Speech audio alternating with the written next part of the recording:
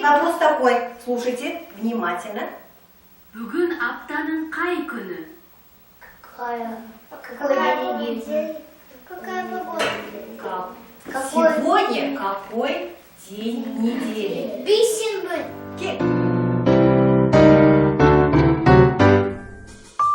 Дүйсенбі, сейсенбі, сәрсенбі, бейсенбі, жұма, сенбі, жексенбі. Дүйсенбі, сейсенбі, сәрсенбі, бейсенбі, жұма, сенбі, жексенбі. Бүгін аптаның қай күні?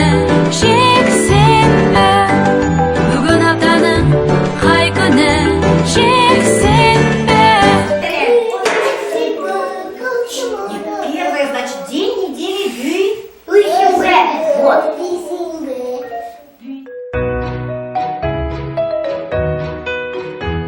Қаңтар, ақпан, наурыз, сәуір, мамыр, маусым, шілде, тамыз, қыркүйек, қазан, қараша, желтоқсан. Тамыз, қыркүйек, қазан, қараша, желтоқсан.